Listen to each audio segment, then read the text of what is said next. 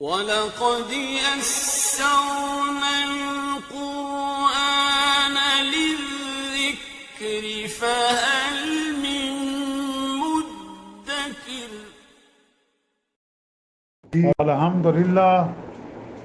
الحمدللہ وکفیٰ وسلام علی عبادہ الذین اصطفیٰ اما بعد اعوذ باللہ من الشیطان الرجیم بسم اللہ الرحمن الرحیم کذبت ثمود المرسلین، قوم ثمود نے بھی پیغمبروں کو جھٹلایا۔ اذ قال لهم اخوهم صالح الا تتقون، جب ان سے ان کے بھائی صالح علیہ السلام نے فرمایا کہ تم کیا اللہ سے نہیں ڈرتے ہو؟ انی لکم رسول امین، میں تمہارا امانت دار پیغمبر ہوں۔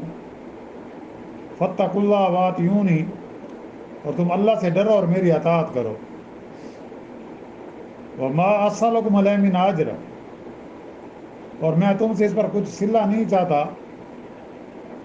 ان اجر الا علی رب العالمین، میرا صلہ، میرا اجر تو رب العالمین کے ذمہ ہے۔ سبحان ربک رب العزت عما یصفون وسلام علی المرسلین والحمد للہ رب العالمین۔ اللہم صلی علی سیدنا محمد وعلی آلہ وصحبہ وسلم۔ پارہ 19واں، سورۃ الشعراء کی آیات مبارک 141، 142، 143، 144 اور 145، یعنی 5 آیات مبارکہ کی تلاوت کی گئی ہے اور ساتھ ترجمہ بھی کیا گیا ہے۔ جیسا کہ گزشتہ آیات میں قوم عاد اور اس کے پیغمبر حضرت ہود علیہ السلام کے واقعے کا ذکر کیا گیا، اب اس صورت میں یہ 5واں قصہ ہے قوم ثمود کا اور اس کے پیغمبر صالح علیہ السلام کا۔ حضرت ہود علیہ السلام اور حضرت صالح علیہ السلام کے درمیان مختلف روایات ہیں کہ بعض کے نزدیک 100 برس کا فاصلہ ہے اور بعض کے نزدیک کم و بیش۔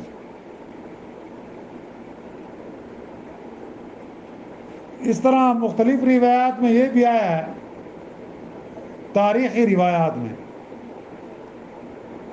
کہ حضرت صالح علیہ السلام کی عمر 280 سال کی تھی،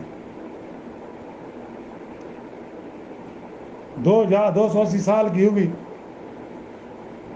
اور آپ اسی قوم ثمود میں پیدا ہوئے۔ جس طرح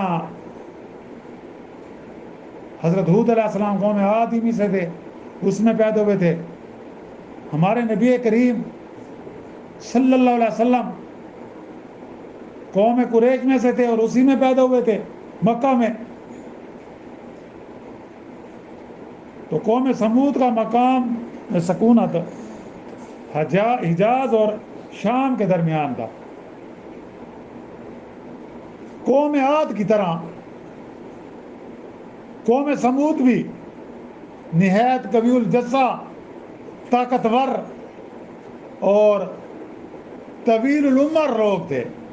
ان کی عمریں بھی لمبی لمبی ہوتی تھیں۔ فن تعمیر اور فن سنگ تراشی میں ان کو خاص ملکہ حاصل تھا۔ حجاز اور شام کے درمیان جہاں یہ قوم کسی زمانے میں آباد تھی، پہاڑوں کو کاٹ کاٹ کر نہایت ہی شاندار، پرتکلف اور پائیدار عمارتیں بناتے تھے، جن کے آثار اب تک پائے جاتے ہیں۔ یہ قوم نہایت ہی آسودہ حال تھی، معاشی اعتبار سے مال و دولت کی فراوانی تھی، اور ان کی زندگی بڑی عیش و عشرت میں گزر رہی تھی. مگر قوم عاد کی طرح یہ قوم سمود بھی مشرک اور بت پرست تھی. یعنی آپ صلی اللہ علیہ وسلم سے پہلے جتنی بھی قومیں آئے ہیں ان میں ایک چیز کامن تھی، سب مشرک تھے، بت پرست تھے. اور ہر نبی نے ان کو یہی دعوت دی توحید کی کہ قولوا لا الہ الا اللہ تفلحون، کہ لوگوں لا الہ الا اللہ کہہ دو تم کامیاب ہو جاؤ گے. وہ خدا واحد ذوالجلال کے علاوہ بہت سے معبودان باطل کے پرستار تھے. اس لیے ان کی اصلاح اور اظہار حق کے لیے ان کے قبیلہ ہی میں سے حضرت صالح علیہ السلام کو پیغمبر بنا کر بھیجا گیا تاکہ وہ ان کو راہ راست پر لائیں، ان کو اللہ کی نعمتیں یاد دلائیں جن سے وہ صبح شام معزوز ہو رہے ہیں، فائدہ اٹھا رہے ہیں، اور ان پر واضح کریں کہ کائنات کی ہر شے اللہ تعالیٰ کی توحید اور یکتائی پر شاہد ہے. دلائل اور براہین کے ساتھ ان کی گمراہی کو ظاہر کریں اور بتائیں کہ پرستش اور عبادت کے لائق صرف اللہ کی ذات ہے، صرف اللہ کی ایک ذات واحد کے علاوہ کوئی دوسرا کوئی نہیں. اب چونکہ یہ قوم مشرک ہونے کے ساتھ ساتھ مادہ پرست بھی تھی، اس لیے آخرت اور حیات بعد الممات کی منکر تھی.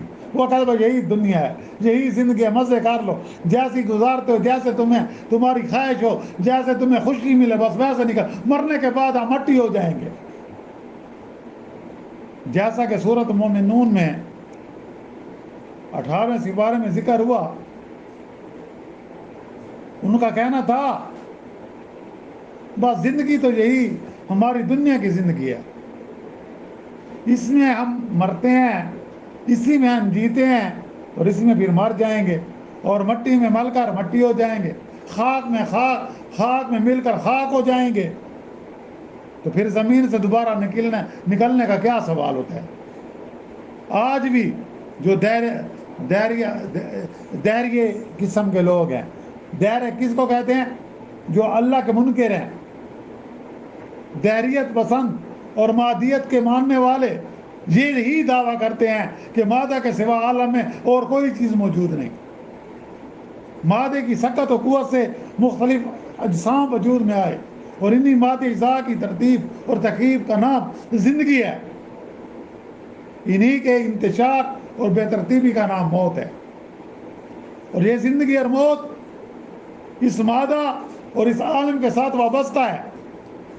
اس مادی کائنات کے علاوہ نہ کوئی اور عالم ہے، نہ کوئی اور زندگی ہے. یہی خیالات اور عقائد، نام اور اصطلاحیں بدل کر ہر زمانے کے منکرین اور مکذبین سے ظاہر ہوتے رہے ہیں. بہرحال حضرت صالح علیہ السلام جو خود اس قوم سمود کے ایک فرد تھے، اس بنا پر ان کی قوم کے لوگ ان کے قومی بھائی تھے. اس گمراہ اور سرکش قوم کی اصلاح اور تزکیہ نفس کے لیے اللہ تعالیٰ نے آپ کو نبوت سے سرفراز فرمایا. اپنی پیغمبرانہ دعوت اور نصیحت اور مواعظ حسنہ میں توحید کی تعلیم کے ساتھ ساتھ آخرت، حشر و نشر، حیات بعد الممات، جزا و سزا کی تبلیغ کا سلسلہ نہایت حکیمانہ انداز میں جاری رکھا، اور قوم پر یہ واضح اس حقیقت کو واضح کیا کہ یہ ہماری مادی زندگی اس بات کی شہادت اپنے اندر رکھتی ہے کہ اس محسوسات اور مادیات کے دائرے سے اوپر بھی کسی عظیم تر حقیقت و قدرت کا ہونا ضروری ہے. خود ہمارے مادی جسموں میں یہ غیر مادی زندگی اور روح کیا ہے، اس کی پکار کیا ہے، یہی کہ کسی بالاتر ہستی نے ہمیں پیدا کیا ہے، ہم خود پیدا نہیں ہوئے، بلکہ کسی ہستی نے ہمیں پیدا کیا ہے اور زندگی کی نعمتوں سے سرفراز فرمایا۔ یہ سب کچھ بے مقصد اور بے معنی نہیں ہے کہ نہ اس میں کوئی باز پرس ہو، نہ اس پر جزا و سزا ملے۔ یہ دنیا اور یہ زندگی تو ایک امتحان گاہ ہے جس کے لیے ہر کام کا بدلہ، ہر عمل کی مکافات ہے۔ اللہ کی بے شمار نعمتیں جو تمہیں میسر ہیں، ہوا، پانی، آگ، روشنی، یہ ہرے بھرے کھیت، یہ سبز و شاداب اور خوشنما باغات، یہ پہاڑوں کے سینوں کو چیر کر ابلتے ہوئے چشمے، یہ حیات بخش دریا، یہ تمہارے علوم و فنون اور صنعتیں کیا، تمہیں یہ سب کچھ یوں ہی مل گئی ہیں۔ یہ ایسے اللہ نے بیکار پیدا نہیں کی، ان کا خالق اور موجد حقیقی کوئی نہیں۔ یہ کیسے ممکن ہے؟ اس میں تمہارا کوئی امتحان نہیں لیا جائے گا، کوئی بات پرس نہیں ہوگی۔ آخر تم اس اللہ کے خوف سے کیوں نہیں ڈرتے جس نے مجھ کو تمہاری طرف پیغمبر بنا کر بھیجا؟ مگر صالح علیہ السلام کی اس نصیحت کا قوم پر کوئی اثر نہ ہوا، وہ اس کی مخالفت پر تل گئے، بغض و عناد میں بڑھ گئے، اور ایک مختصر سی جماعت جن کی تعداد مفسرین نے تقریباً 120 لکھی ہے، وہی صالح علیہ السلام پر ایمان لائے، باقی کوئی بھی تیار نہ ہوا۔ چنانچہ ان آیات میں بتلایا گیا کہ قوم سمود نے بھی حضرت صالح علیہ السلام کو جھٹلایا، یعنی کہ کذبت سمود المرسلین، کہ قوم سمود نے بھی پیغمبروں کو جھٹلایا۔ اور اذ قال لهم اخوهم صالح الا تتقون، اور جب ان کے بھائی صالح علیہ السلام نے ان کو کہا کہ تم اللہ سے ڈرتے نہیں ہو، انی لکم رسول امین، میں تو اللہ کا رسول ہوں، امانت دار ہوں۔ تو حضرت صالح علیہ السلام نے یہی اپنی قوم کو پیغام دیا جو اللہ کے سارے پیغمبر دیا کرتے تھے۔ آپ نے قوم سے فرمایا کہ اللہ کے بندو، تم اللہ سے نہیں ڈرتے، میں تم سے اس پر کوئی صلہ نہیں لیتا، میں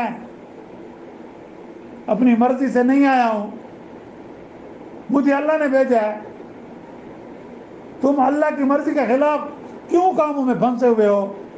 میں اللہ کا رسول ہوں، اس کا مانتدار پیغمبر ہوں، جو کہوں وہ مانو، میری اطاعت کرو، میں تم سے اس پر کوئی صلہ نہیں لینا چاہتا، تم سے کوئی اجر نہیں لینا چاہتا۔ تو آگے قوم نے کیا جواب دیا اور کیا واقعات پیش آئے اور اللہ نے ان کو کیا انعامات دیے تھے، انشاءاللہ ان کا ذکر جو ہے آئندہ درس میں ہوگا۔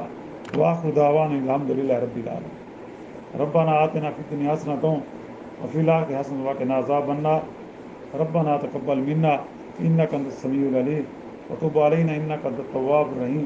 صلی اللہ تعالی علی خیر خلق محمد وآلہ وصحبہ اجمعین برحمتک یا ارحم الراحمین۔